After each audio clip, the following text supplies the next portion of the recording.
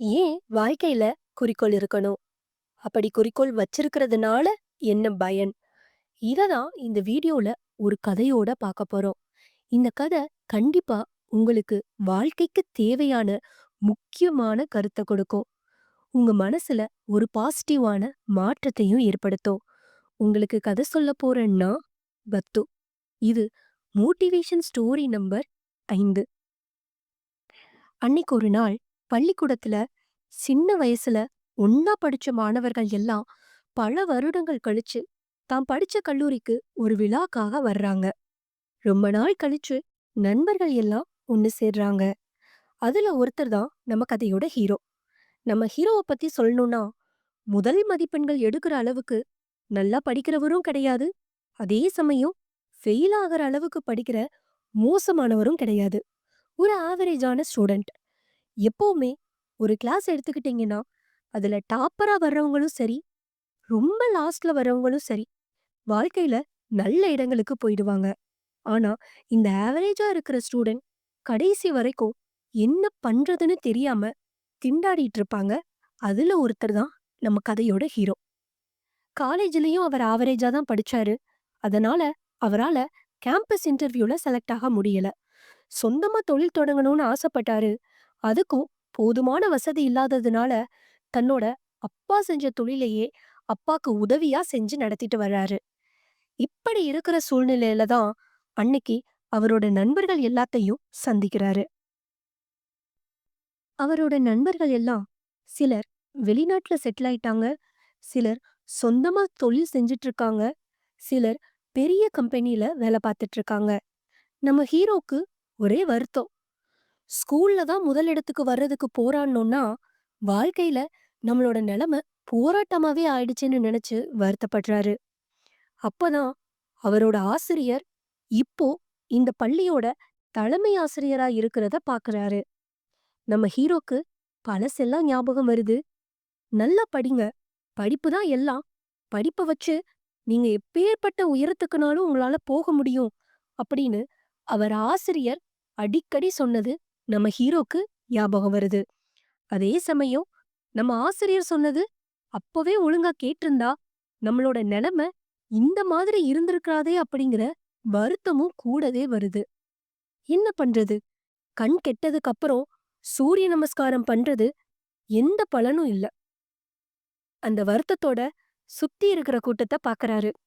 என்னமோ தான் மட்டும்தான் இந்த உலகத்திலேயே கஷ்டப்படுறோம் அப்படிங்கிற நினைப்பு நம்ம ஹீரோக்கு வந்துருச்சு. அந்த வருத்தத்தோட விழா முடிஞ்ச கையோட அவரோட ஆசிரியரை போய் பாக்குறாரு. நம்ம ஹீரோ அவரை தன்னோட ஆசிரியர்கிட்ட அறிமுகப்படுத்திக்கிறாரு. ஆசிரியருக்கும் லேசா நம்ம ஹீரோவை ஞாபகம் இருக்கத்தான் செய்யுது. அடடா, நீயாப்பா? சொல்லு, எப்படி இருக்க? நல்லா இருக்கியா? அதுக்கு நம்ம ஹீரோ சொல்றாரு, ஏதோ இருக்கேன் சார். ஏன்பா, ஏதாவது பிரச்சனையா? அது வந்து சார், என்னோட கூட படிச்ச நண்பர்கள் எல்லாம் இப்போ ஒரு நல்ல உயர்ந்த இடத்துல இருக்காங்க. நல்லா சம்பாதிச்சுட்டு இருக்காங்க. ஆனா என்னோட நிலைமை அந்த மாதிரி இல்ல. நான் உங்க பேச்ச சின்ன வயசுலயே கேட்டிருக்கணும். நானும் நல்லா படிச்சிருந்தா இப்போ நல்ல நிலைமைக்கு வந்திருக்கலாம். இனிமேலாவது வாழ்க்கையில ஒரு நல்ல நிலைமைக்கு வரணும்னு ஆசைப்படுறேன். எனக்கு அறிவுரை சொல்லுங்க அப்படின்னு ஆசிரியரை பார்த்து கேக்குறான். சரிப்பா, கவலைப்படாத. இப்போ கூட உன் வாழ்க்கையில ஒரு நல்ல நிலைமைக்கு வரலாம். உன்னோட வாழ்க்கையில ஒரு குறிக்கோள் வச்சுக்கோ. அந்த குறிக்கோள் அடையறதுக்கு கடுமையா உழைச்சேன்னா கண்டிப்பா நீ வாழ்க்கையில முன்னேறிடுவ அப்படின்னு ஆசிரியர் சொல்றாரு. அத கேட்ட ஹீரோக்கு ரொம்பவே சந்தோஷம். என்னது, குறிக்கோள் ஒண்ணு வச்சுக்கிட்டா வாழ்க்கையில முன்னேறிரலாமா?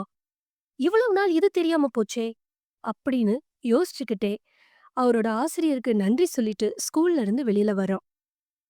வெளியில வர்றவனுக்கு ஒரே யோசனை, நம்ம எதை குறிக்கோளா வச்சுக்கிறது அப்படின்னு.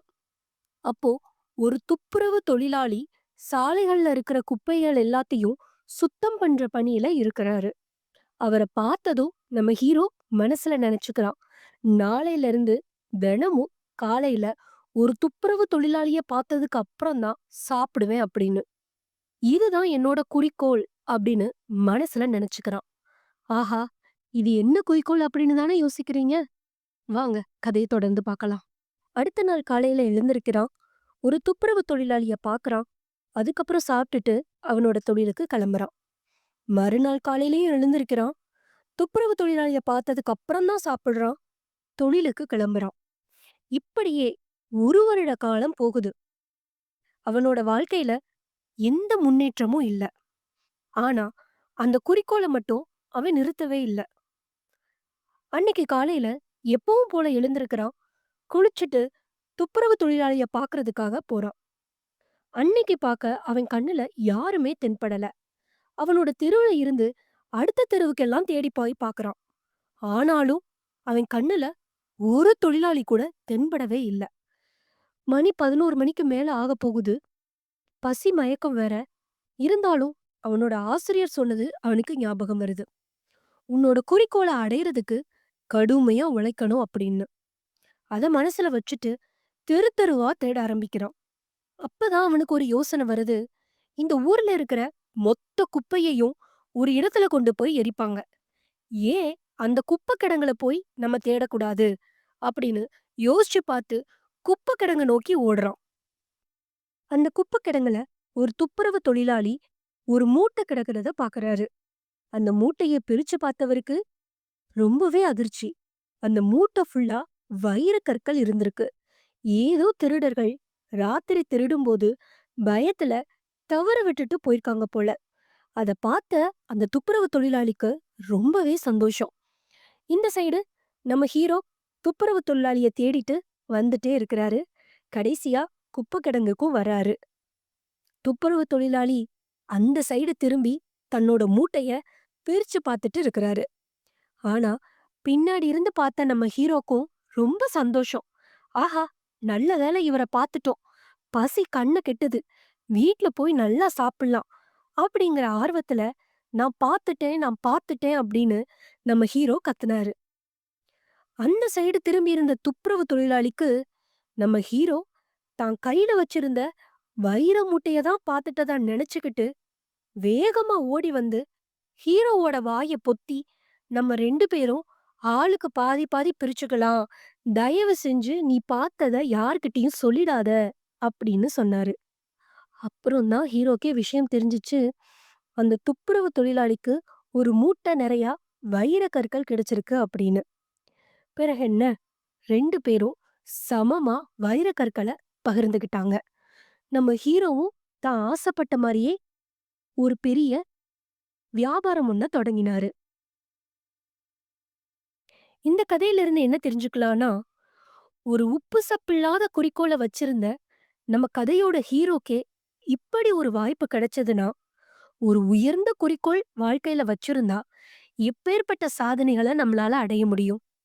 கொஞ்சம் யோசிச்சு பாருங்க. இந்த கதை உங்களுக்கு பயனுள்ளதா இருக்கும்னு நம்புறேன். இன்னொரு நாள், இன்னொரு கதையோட உங்கள வந்து சந்திக்கிறேன். அன்டில் சைனிங் ஆஃப் உங்கள் சகோதரி பாசிட்டிவிட்டி பத்து. கதை பிடிச்சிருந்ததுன்னா மறக்காம சேனலுக்கு சப்ஸ்கிரைப் பண்ணுங்க. சப்போர்ட் பண்ணுங்க. நன்றி.